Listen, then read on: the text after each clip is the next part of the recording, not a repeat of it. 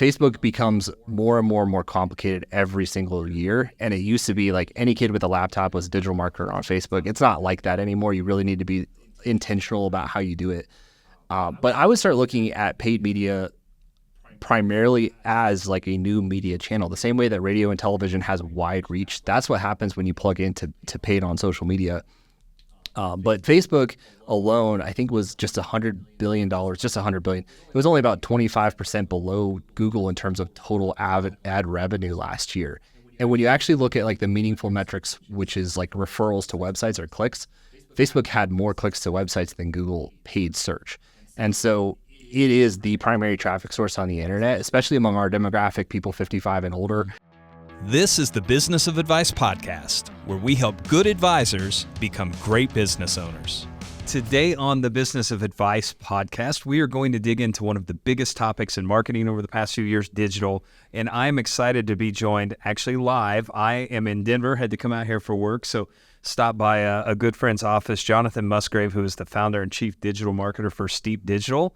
Anytime we have questions on what's going on in the digital space, you are our first call. And today, everyone's going to learn why. So, Jonathan, thanks for taking the time and carving out some time to talk with us. Yeah, appreciate you making the trip to the 303, and I'm excited to see you. Yeah, it's fun to be in your office. I haven't seen the new office, so great to be doing this live here. And I know we're going to jump into a topic that is, I think, top of mind for every financial advisor, obviously, who you work really closely with. But you know, a lot of small business entrepreneurs listen to this too, and I think this is a relevant topic for all of them. So I'll start at the beginning where I start most of these, but maybe just give us your background. I know you started in financial services, but have always had this passion around marketing, digital, and ended up founding Steep, and now have kind of transitioned into full-time digital marketing. Yeah, I tell people my goal out of college was to be as unemployable as I could be. So I actually went to get my pilot's license when I was 16 years old, and that was my dream, to become a corporate pilot. And that was the same year 9/11 happened, so it was hard to get a job as a pilot, even if you had 10,000 hours with United. So I shifted gears in college, studied journalism, and the year that I graduated was when 90% of the newspapers in the United States went out of business and the internet became a thing. So after that, I just kind of was looking for, what was my skill set of communication really suited for. It just so happened a guy in my church ran a small marketing organization here in town, and he called me up and said, "Hey, my marketing director just quit. Will you come be my marketing director?" I had no idea what that meant. And so I actually started becoming a coach to advise at a really young age, but learned a lot through that process at that organization. At the ripe age of 24, I thought I knew everything you need to know about running an FMO, and decided that was my next move, and got my teeth kicked in pretty hard for about 4 or 5 years trying to do that. I hear there's some pretty good organizations that do that out there. And but the one thing that was interesting that we learned during that process, the business was slow to grow, but in the third year we doubled, in the fourth year we doubled, in the fifth year we doubled. So the last 3 consecutive years actually saw a fair amount of growth, and 100% of that was on the back of marketing. And really what we had invested in at that time was getting into digital before really anybody else was doing it. And I just really fell in love with that part of the business, like taking what I knew about the advisor space and applying it specifically to lead generation and conversion. And I just said, this is exactly what I want to do, is doing marketing for advisors, but just take the FMO element out. So at Steep, we're now like 100% digital company. We're adding in some direct mail here this fall, which I'll talk to you about if you want. But really what we do is help advisors market webinars, seminars, and now movies with digital marketing. And it's really a good combination of kind of this weird menagerie of experience that I have, just helping advisors get in front of their next ideal client. Well, obviously you support a lot of our advisors, right? And I remember we've known each other now for, I don't know, six, 7 years probably.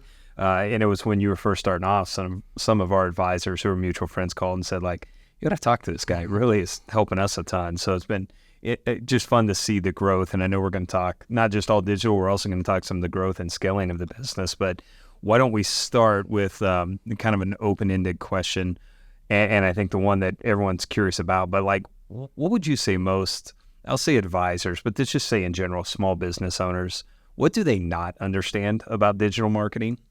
I think that most people look at digital as some sort of gigantic paradigm shift. And you can take a business that's maybe done a ton of direct mail, or they've done radio, television, and they think the switch to digital is like the entire practice is going to change. Ryan Deiss said at his last Traffic and Conversions, like, the point of digital marketing is the same as all marketing, which is simply to create a face-to-face conversation with your prospect. And I think when advisors understand that really this is just a different way to get in front of prospects, then your mentality shifts, and like your defensiveness or potentially like your hesitancy trying to learn something really new and crazy goes down a little bit, and you start to understand what's comparable and similar with the marketing programs that you're already doing.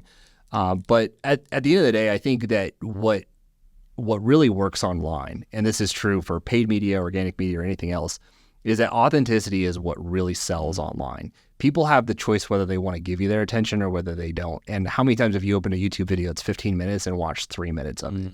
That's the choice that we have online that we don't have in person, is like you can easily ignore somebody.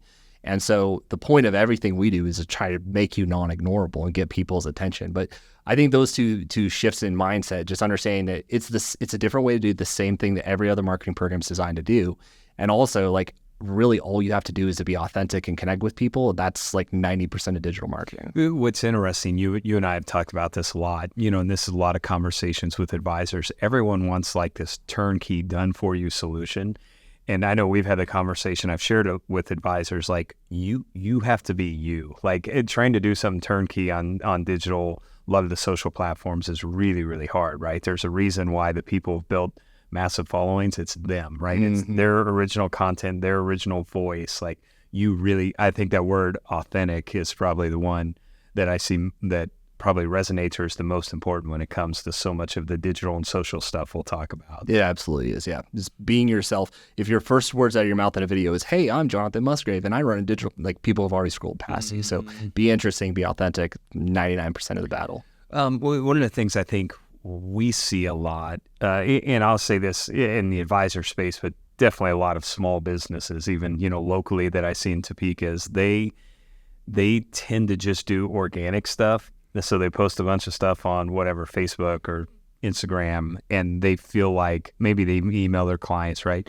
And they think they're doing digital marketing, right. And that is a component for sure. But I know we're going to talk about the advertising side too, but would you just talk about maybe best practices around organic social, whether it's social media or just organic digital marketing? Like what should people be doing there to be effective?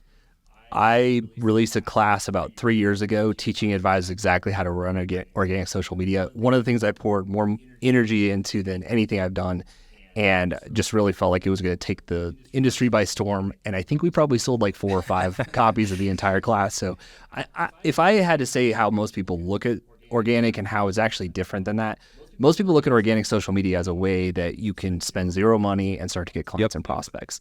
In reality, it takes a lot of effort to actually build an organic following and to get that to have traction. What I would say is my advice to advisors and to really any business owner is to start looking more so at the quality of content that you create, not the quantity. So up until now, you've heard like the Gary Vaynerchuk and Alex Hormozi's like post 55 different pieces of content, take your podcast and chop it up, put it on Spotify, put it on Apple, put it on Twitter, put it on everywhere. And that does work to an extent, but if we're being 100% honest, small businesses are small. They have small resources. And so trying to be everywhere at all times is very, very difficult. Today, for the first time, really, I believe that organic social media has kind of hit its capacity in terms of how much information people can consume. So now the algorithms, regardless of which platform we're talking about, is prioritizing good content over more content for the first time ever. And so rather than trying to be on Twitter and be on Instagram, be on Facebook, be on Snapchat and do everything, what advisors and any small business owner should focus on is just really doing a good job at whatever you choose to do. I follow a guy I know you know as well, Brian Westbury. He's an economist that lives here in Cherry Creek, and his platform is Twitter. Like you go on Twitter and pretty good Westbury. Yeah. Every financial advisor should be following him on Twitter. Absolutely. Yeah. Shout out to Brian for sure. But he owns the Twitter space. I think if you put Brian on Instagram, probably wouldn't be a great experience. And then vice versa. There's some people that kill it on YouTube that maybe wouldn't be as good on Facebook. So I think picking your platforms is really important. Go deeper, not wider, and really put more emphasis on to creating quality content. I shoot a ton of my content right here in the studio. Really simple setup, one camera, one microphone. It takes me half an hour to record a video. I have a guy who does all my editing, and then I put the 2 channels I've chosen is Instagram and Facebook and kind of work those 2 in tandem. But I think that's the approach I would have is focus on video and choose your platforms. Well, you even mentioned like Hormozi or Vaynerchuk, and where you see them a lot, but I think the thing that they don't talk about enough is they produce incredible content, right? They do both. Always done that. So it's like, I think a lot of times people see the other stuff and overlook the fact that those guys are just putting out great content too. That's worth a follow. So maybe talk the other side of this, and that's more the paid side of digital. I don't think most small business owners realize how important the paid side is, which hopefully by now they're starting to realize, like, Facebook is in this for a profit, right? YouTube's in it for a profit. Could you just talk about maybe why paid is important, because companies do prioritize that so much? And then, like, if you're going to have that part of your strategy, like, what do you need to be successful there on the paid side? I think the organic reach on Facebook and Instagram for an organic post is about 1%. So if you took your following and took 1% of those people, that's on average the number of people that are going to see organic posts. And so platforms are definitely prioritizing paid content because they make money off of them.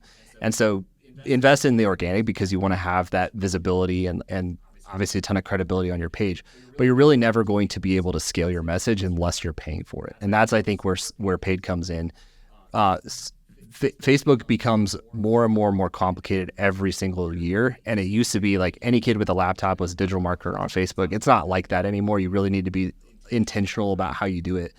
But I would start looking at paid media primarily as like a new media channel, the same way that radio and television has wide reach. That's what happens when you plug into paid on social media. But Facebook alone, I think, was just $100 billion, just $100 billion. It was only about 25% below Google in terms of total ad revenue last year.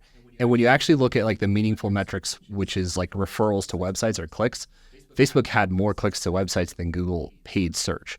And so it is the primary traffic source on the internet, especially among our demographic, people 55 and older. They spend an average of 2 hours a day on Facebook, which is more time they spend on Netflix, more time they spend doing the internet outside of work.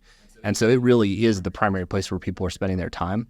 But you're just not going to reach them effectively or only through organic. You really got to pay to play with the game. And then any specific things people should be doing on paid? Like, are there certain strategies that you've seen effective, or how would you recommend they go about tackling that? Anyone who runs a business page, when you put a post up, like the first thing it says is, do you want to boost this for $200? That's the Mark Zuckerberg donation fund, and you're not going to get hardly anything. Yep. No. It'll give you some vanity metrics like you got reach or whatever. But really what you want to be doing is doing all that stuff inside the ad manager and find audiences that you really, really care about. Like the best audience you could possibly build is people who are familiar with other people who already follow your page. Chances are people who follow you on social, they're advisors that are friends and peers with the advisors that work with you. And so the friends of followers is a really great audience. You can create lookalike audiences. Like you could use your client list to create seed data and then find lookalikes. So you need to have a little bit more sharper edge on your targeting when you're doing paid social and not just the default like boost my post type of click. So really, if you're going to spend money on something, spend the time to figure out and understand who's actually going to see it.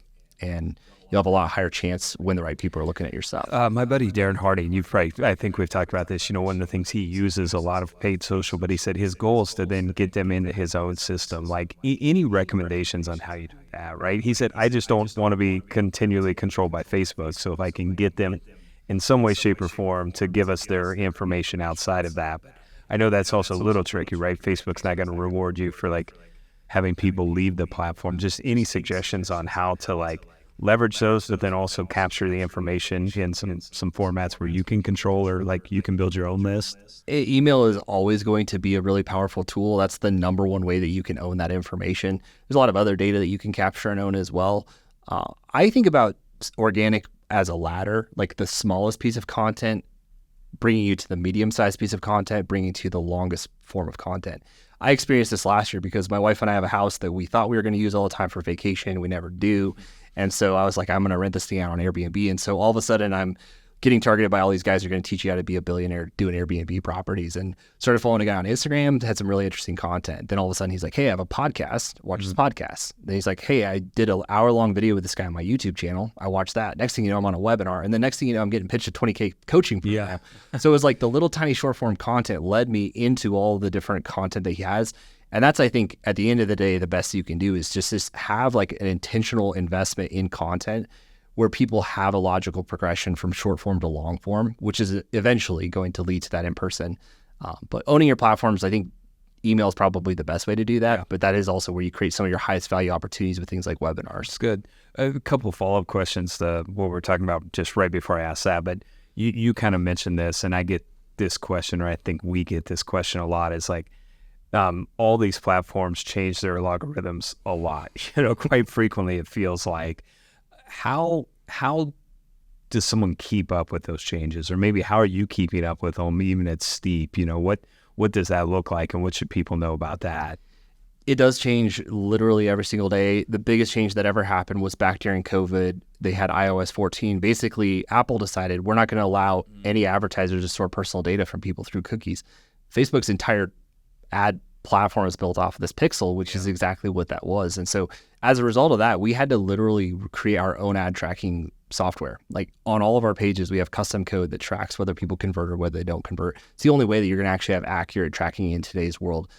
I think that the average business owner, even the average marketer, full-time marketer at a small business office is probably going to have a hard time keeping up with that. We are Facebook certified marketing partners, which just means we're in the top 4% of advertisers nationwide. We get dedicated US-based sales reps that help us explain all these things. And then, of course, we implement that into the campaigns that we're running for advisors. But, I hate to just be generic and say YouTube and Instagram, but that's where a ton of the content is out there on this stuff. But I think a lot of advisors, as the platform becomes more sophisticated, I see fewer and fewer people wanting to invest a lot of money internally. Yeah. And I think agency partners are really important to help protect that advertising. What is one of those things that I know you guys do spend and run a lot of ads on there, so that makes natural sense. You would have a little better understanding or input and insights from Facebook Direct, right? And access a lot, yeah. Yep. Another just kind of follow up to what we're talking about, because you mentioned all the different types of platforms, right? So you have Facebook, TikTok, YouTube, Instagram, Twitter, all of these. What are some best practices for someone figuring out? Because you kind of talked about, you've gone Facebook and Instagram as the two primary. Like, any advice you would give any business owner, advisor on like how to prioritize which platforms you're going to use and then how to be successful on those? I think a lot of it, you just need to listen to your audience and figure out where are they already spending your time. You may be a TikTokaholic and scrolling on your phone all the time, but chances are like the senior demographic people that are coming in to meet with you are not. I think that for the most part, if you look demographically at usage by age, typically Instagram and Facebook are going to be the majority of that. The second one, I guess the second family of companies to consider would probably be YouTube. Mm-hmm. And YouTube's not quite such like a publish every single day type of platform. So that's more of your long form content. But if you're in the senior market space, you really should be on Facebook first and foremost. Instagram as its parent company would probably be your second bet. And then for your long form content, YouTube would be the other platform you'd want to invest in. But again, I keep coming back to this. This is the age of quality content over quantity of content. Mm. And so wherever it is that you do it, imagine if an advisor were to do a seminar at Ruth's Chris Steakhouse and they had $100 a plate, they maybe spent $8,000 or $10,000 to get people there. They're going to put everything into making that an exceptional experience. When you come in, there'll be a banner, a tablecloth, a check-in booth, like people assigned for seating. Every single thing that you could imagine is going to be planned for. And you have that care and attention into your content. What are you going to sound like? What are you going to look like? Do you have like good editing? Do you need music for this? Those are little things that make such a huge difference. And when you're trying to differentiate yourselves, like you really have to have an exceptional image. And I think webinars are awesome. We do probably more webinar marketing than any group out there. But I think the number one thing we're always coaching on today is invest in your virtual events the same way that you would in an in-person event. And, things like lights and cameras, they're not massively expensive, but they do create a much better experience. Yeah, that makes a ton of sense. Is there one other question maybe about digital, not the platform so much, but I think converting leads from a digital lead source versus maybe traditional media, live events, something like that can be a little different. Any advice or best practices around how you should treat, a lead that would come in through a digital style of platform? It's interesting because we did a study along with Erica Pauly of our Track That Advisor, who I know was just recently on the podcast. And she tracks a lot of downstream data that we don't have access to. She knows who converts and what their assets look like. Yep. We only know pretty much pre-event.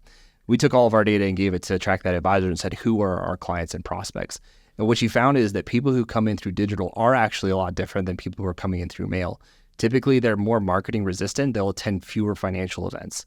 A lot of them are DIYers. Generally higher average case size, like the measurables, which is like actual closed business, is about 20% above industry average. The fall off between first and second rate is higher than it is with traditional media, but the close rate from second to converting into a client is about 60%, which is way above industry average. So I think all that to say, people on digital, for the most part, are people who are researchers. They want to really find what Erica's exact words to me is these people are solution oriented. Yeah. They're looking for an answer to a specific question. And so I don't know if engineer type is the right way to classify these people, because I know that kind of gets a bad rap in our business. But I do think that the people that you're encountering through digital are going to have a lot more attention to detail. And then you need to make sure that you adapt your sales process to that. One of our best advisors, who does probably more webinars than anybody in the country, I think over $40 million in production last year just from webinars. He found that moving people through a sales process more rapidly from webinars was a huge part of actually converting them into business. And people who are going to register for a seminar, wait 2 weeks, show up, drive across town, those are patient buyers. But people who are converting online, watching a webinar the next day, these are impulsive buyers. And so matching the speed or the pace at which you interact with these people at point of sale needs to kind of interact or coordinate with the pace at which they want to interact with you.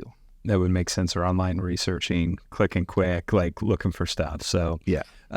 So many advisors, obviously, but a lot of traditional business models use what I would say is more traditional marketing, right? So they may have, you look at our advisors, they're doing radio, they're doing TV, they're doing live events, maybe have written a book, some of those things.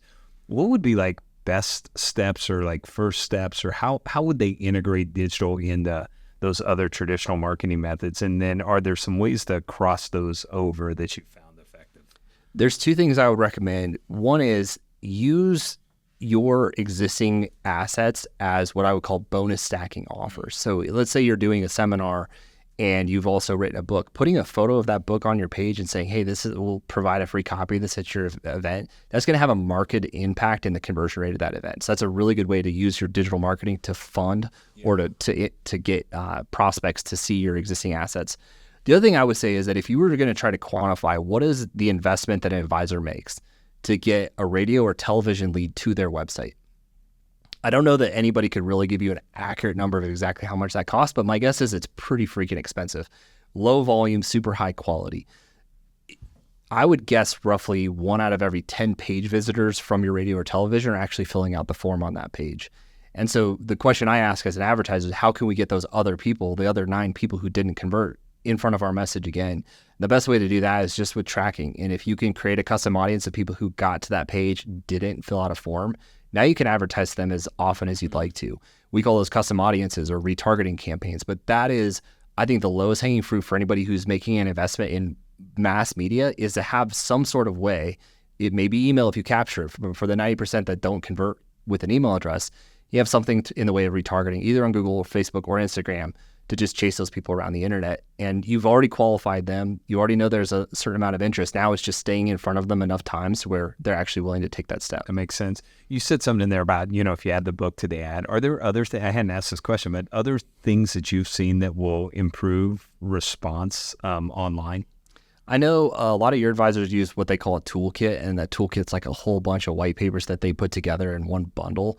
Those tend to convert really, really well. But I think what those do more than anything, Cody, is that it differentiates the practice from just like the canned templated marketing to something that looks authentic, like we talked about earlier.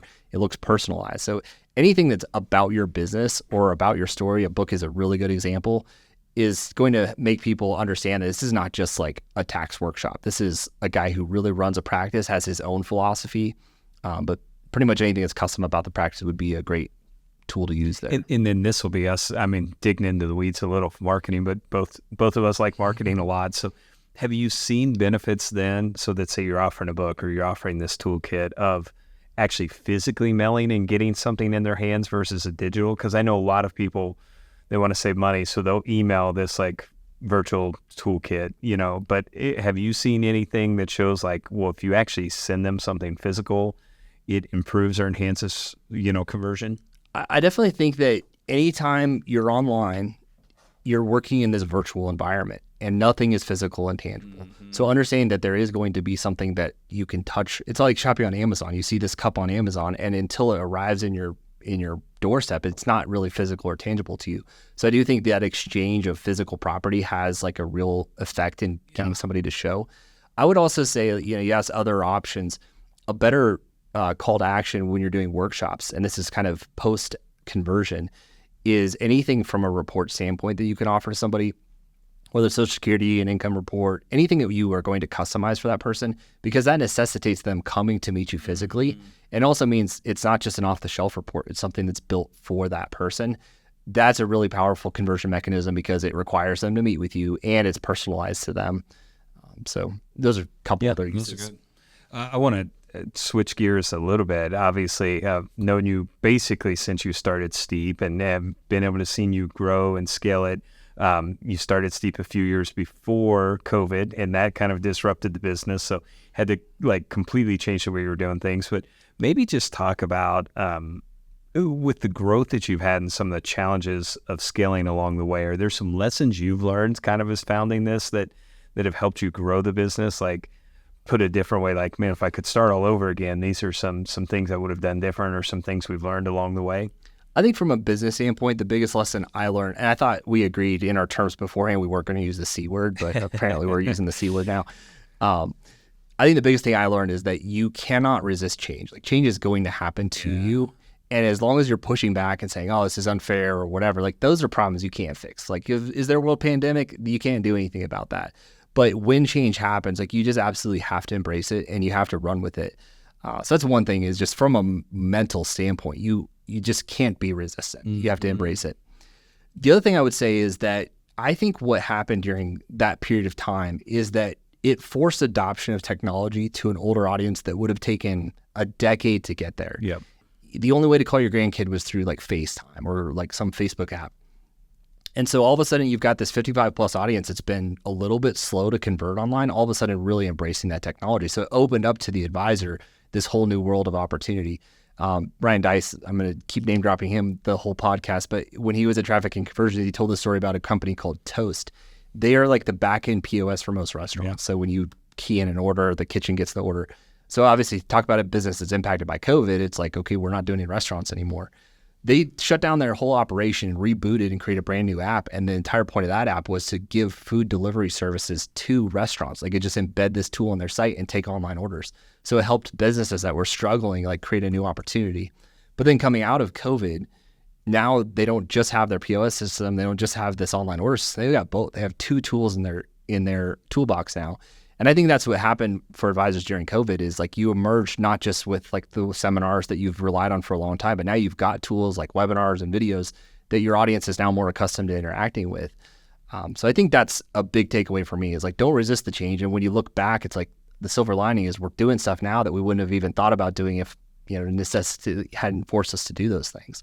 One other thing I'd love you to talk about, and this is probably not fair because we do talk a fair amount, and I know the business, like, when you came out of the gates, and a ton of our advisors started using Steep, pretty quickly. And so you had this just like massive growth and scale. And then I don't want to say like maybe struggled with some of that growth, but that's probably a fair way to say it, right? It's hard to go from a few clients to 100 clients overnight and manage that growth. Is there anything as you look back that you learned there too, just on how to manage growth as that happens, especially with you all, it happened at just like this rapid rate. Yeah, growth is a good thing, but it's a two-edged sword, and you've got to be able to support it. I think one thing I learned is hiring people with experience is really critical. I'm a self-taught person, so I feel like everybody that comes in the office, like, oh, you can learn what I've learned because I taught myself all of this stuff. And that's not really the case. A lot of people aren't wired like business owners, and they're not going to behave like business owners. So finding people with experience that have that is really, really critical. The other thing I would say is I've heard so many like great business owners and advisors talk about systems. And you hear people say systems, it's like, what are we even talking? What is a system? And what we learned through COVID, everybody going virtual and having to have like a much more regimented way of keeping track of work, we invested in a brand new CRM and automated so much of the workflow inside of our business. What we emerged with was like a really mature business infrastructure that we wouldn't have ever done without having to do that through COVID. Business was a little slower at that time too, so it gave us the time to do it. So I think understanding the tools that your business runs on and really, really investing in them, it is expensive and it's a pain in the butt. It takes time. But now that I actually do have a little more grasp on what people talk about when they're talking about building systems, automation, processes, documentation, training, those things are absolutely critical for scale. Like you can start an entrepreneur type business and like bootstrap it. But once you start getting past that point, and you'll know it because you won't be sleeping, that's when it's time to like hire good experienced people and have systems. Yeah. Were there any systems, obviously you talked about the CRM, but any others that were like super key to building what now I think is a more solid foundation to scale off of? Yeah, HubSpot is like the backbone of our business, and they do a lot of sales tracking and a lot of marketing as well. The other thing that we did is we bought this app called Trainual, and Trainual is almost like, it's a library where you can just create resources, like any document that our team needs to find or any link that we have or a video. Every single thing is in Trainual, and you can just search it like a wiki and it shows up there. So we've got like a little track people go on for new onboarding in Trainual. But every single time something happens, like we'll record a Zoom meeting, I'm like, hey, clip out those 5 minutes in the middle where we talk about X and dump it in Trainual, and just having the, not just saying you're going to build systems, but having a way to actually get those systems out to the team and train them on. Yeah, and shameless plug, but we've done a lot in Trainual with our advisors, like helping them build all these systems. So I think it's a great resource, especially if you're growing and adding new team members, to have all that info there for them to be able to accelerate their learning quickly. Shifting gears maybe one more time, talk about some new exciting things. So one of the things that you've done recently that I would say is an evolution again of the business is you actually produced a movie called The Psychology of Retirement. Maybe talk about how, like, the thought process behind that. How's a digital marketing company decide to make a movie? Well, it's like everything in life. You just have these serendipitous occurrences and you take opportunity when you find it. But about 3 years ago, there was an independent filmmaker who made a film and didn't really have any objective in terms of how he was going to distribute it. And it was a good documentary about retirement. And tagged us to say, hey, is there any way you guys could get people to watch this movie? And so we actually started to beta test running some events for advisors using theaters as alternative for seminars. And to be honest, I was pretty skeptical when it happened. I don't know who's going to get in their car and drive to watch a documentary about retirement. But when we, like the very first second we pushed play on that campaign, it was like the most unmitigated success we've ever seen. Like leads out the wazoo, like more volume, lower cost, like higher quality than anything we've ever done before. And on the back end, I remember an advisor, when we did our very first test, I called him 4 days in a row and I was like, what's going on? How'd your event go? And he eventually called me and said, I've been so busy writing business from that I haven't even had a chance to return your calls. And what I learned through that is that this is a brand new platform to do what advisors want to do anyway, which is have a face-to-face conversation. Yeah. But we did have some challenges with that. It was a little bit product specific. There were some compliance issues. And so that really led us to the point where, hey, if we're going to scale this out, we need to have something that we can control where we can use it online. We can do lead generation around it. We can empower advisors to share it one-on-one, do anything they want with it. But then also have content that people really want to talk about. And so really the objective was to create something that was more useful, but then really what we became passionate about during the project is like telling a really powerful story through the movie as well. Yeah, well, and you did that. You pulled a big name. So at least advisors who listen to this would know Morgan Housel, right? So New York Times bestselling author, wrote The Psychology of Money, which is, a huge kind of cult-like book in our space. But he's the I guess you'd say the face, maybe the narrator of this story that it takes people through. This is a little, different question, but you've gotten a chance to spend a lot of time with him and go through this whole process of making this movie. What have you learned from your time with him? Obviously, he spends all his time focused on, the concept of money and finances and retirement. So Morgan is one of the most authentic people you'll ever meet. And what I came away, when he spoke at our premiere, I was like, what is it about Morgan that's like dynamic or like magnetic? And I think what it is that Morgan is really a believer in ideas. And ideas are the way that you and I see the same thing differently. I see, this wall and you see like somebody who built the wall. But what Morgan does an exceptional job of is telling stories that like defy a little bit of like what you see at first glance. But Morgan, if you really read The Psychology of Retirement, if you were to make bullet points on what those chapters teach, it would be very fundamental lessons that a lot of people would probably have already heard of or maybe even known before. But because the way that he's able to craft these through storytelling, he makes ideas really, really powerful and it makes them really, really memorable. But I would say his biggest strength is he's a good storyteller, but he also sees beyond what's at face value and like understands things at a little bit deeper level, and just happens to be really good at explaining and communicating that. Yeah, he is.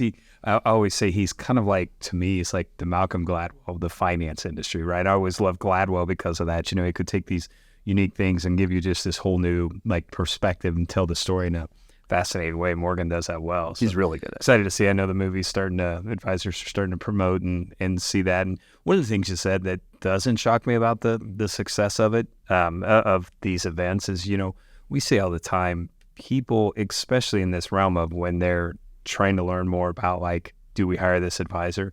They want to go into an environment where they don't feel pressured or like they're going to be caught and sold something, you know? And so we always say like this social safety, you know, it's why I've always thought live events work well, whether it's dinner seminars or something else. They know they're going to be in there, you know, with 30 other people. They can sneak out the back if they want. And I mean, you know, movie theaters, maybe even that on steroids, right? It's dark. They're not going to be able to see you. You know, you get to come kind of check out what this person's all about. So do you want to talk maybe just a little bit about what the movie covers and then like how you see like advisors using this? Yeah, I'd love to. I think when we started doing the movie, obviously I knew what the objective was, is to create a face-to-face conversation where an advisor could talk about income planning.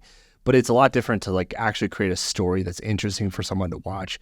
And so what really I think is the big idea of the film is when you look at it from a demographic standpoint, about 50% of the wealth in America is owned or controlled by the baby boomer generation. And then all other generations together, including my generation, the millennials, is part of the other half. But if you ask the baby boomers what are they most concerned about, their number one fear is outliving their income. So it's this dichotomy between you have more assets than anyone, at the same time your number one concern is financial related. And so really what we're trying to do in the documentary is poke holes at that and say, what is the gap between the information that people have and the way that they feel about their retirement? And really what we found, and there's a really great study on this from LEMRA from about 2 years ago, they found that only about 1 in 5 people have an actual written plan for retirement. So 1 out of 5 chance that you've got a plan for retirement. And so I think in my mind, and we talked to 20 different baby boomers as we shot the movie and interviewed them, everyone has this idea about retirement where it's like, save as much as you can, grow it as much as you can, build this huge pile of money, but nobody actually knows what to do with it. And I think that, you know, whether it's Wall Street or media or whatever, is program people to chase rates of return and think about this big number getting bigger. And it really gives people anxiety when they think about that number getting smaller for the first time ever. And so really what the story of the movie is what is an income plan? How do you create one? And then along the way, we teach people some of the things that are challenges or enemies to income. Things like how much taxes are you going to pay on qualified accounts like IRAs and 401ks? Or, you know, what's going to happen if Social Security hits this fiscal cliff and all of a sudden there's less money coming in than is going out and our benefits get reduced? Even things like longevity from a demographic standpoint, people living longer. So it's kind of a good like spoke and wheel content platform to talk about like really the story is income, but at the same time, it gives us the ability to talk about some of the issues advisors want to talk about with taxes and those sorts of topics as well. But my goal is at the end of the day, when somebody talks to an advisor, they're having a conversation about income planning as a result of seeing the film. And I think when you watch the film, you'll understand how that really becomes powerful for viewers and kind of especially the way the movie sums up and leaves people wanting more. Yeah. Well, someone who's seen the movie, I agree. It's going to be a huge hit, right? Morgan's spectacular in it, but not, I mean, you have a half dozen other just like, you know, well-known people that are in this. So really excited for it to get out there. It's going to be a huge tool for a lot of advisors to help educate people. Yeah. Some of the other people in the movie, we had David Walker, who was the former comptroller general of the United States. Jason Fitchner runs the Alliance for Lifetime Income. It was the former executive director of the Social Security Administration, like MIT grads that do like actuarial studies, all sorts of really interesting people in there. So it's funny, doors open that you wouldn't expect to open when you say, hey, we're bringing a movie crew in. And all of a sudden people are like, oh yeah, we'll be in your movie. That's cool. Okay, let's transition to these lightning round. I know you've probably heard them before when you've listened. So 5 quick questions can be kind of short answers. But first one, no, we don't want to talk about COVID a lot, but I say it I think made a lot of leaders rethink just what they thought. Was there one big lesson that you learned through that stretch that you feel like you'll carry forward for the rest of your life? I think the biggest thing is just learning how to adapt. And you had to do it during COVID because you had to do it, but just not resisting change and welcoming it.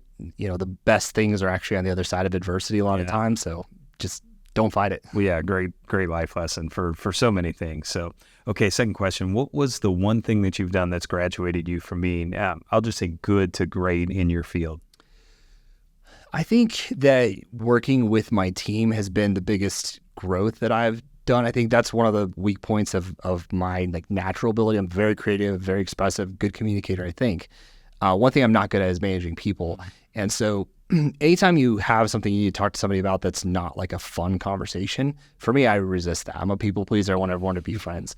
And so I think saying what you mean to say to people, speak the truth in love is probably the best way to say it. Like that's the number one thing that you owe people who work for you, is just at no point during that employment experience should anyone wonder where they are in relation to you. And if you are like me, if you're wired that way, you just want to be friends and everything's awesome all the time. It's a challenge. So I think say what you mean to say, speak the truth in love. And that's the obligation you have to people that work for you. I remember a few episodes ago now, I don't remember how long, when Will Guidara was on, he said, being able to give people honest feedback is the greatest gift you can give them, right? And not sugarcoat, like being honest with them, telling them the truth. And he's like, it's tough for a lot of people because, if you are a people pleaser and you want people to like you, it's hard to do. But he's like, you're actually like, it's holding back from those people on how to make them better too. So, okay, third question. Is there something you're doing this year to drive your own personal growth and development you're excited about? I think you were the one who said this the first time and I remembered it, but leaders are readers. And I've been trying to make a really intentional effort to do a lot more reading this year. I've probably read The Psychology of Money like 4 times this year, just working through the film. And that's been a very crazy part of life. But I really believe that, that's something that I need to spend time doing that in the past I haven't done as much of, and something I've definitely been making an intentional part of my life this year. Well, that's a question 4. Is there one book that you've recommended most to other business owner entrepreneurs? My favorite business book, and it's probably because I'm ADD and it's really a short book, is Vivid Vision by Cameron Herold. And I've seen him speak at a few events before, but Cameron's idea in Vivid Vision is essentially that you owe it to your team to have a really clear understanding of not just what their role is, but where the business is going. And he has a great story in there about kids, going off to college. Mom and dad are taking a road trip. Mom and dad fall asleep at night, get to an intersection, like, where should we turn? And the kid knows, hey, we're going to California from New York, so we're going west. So I can easily make a decision to go west at this interchange.